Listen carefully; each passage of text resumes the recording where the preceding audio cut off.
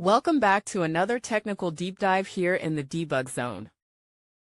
Today we're tackling a big question and breaking it down with insights from other users.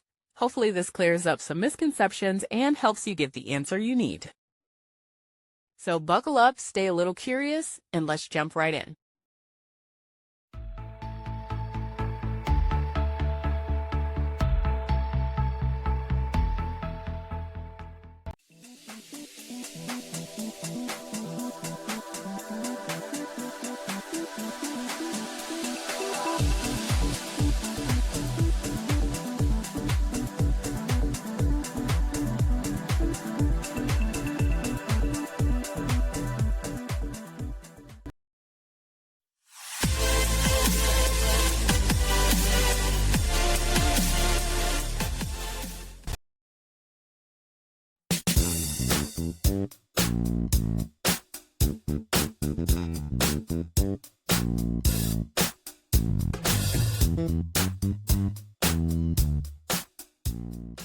And that's a wrap.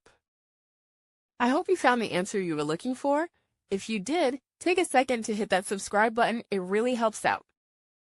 And let me know in the comments which solution worked best for you.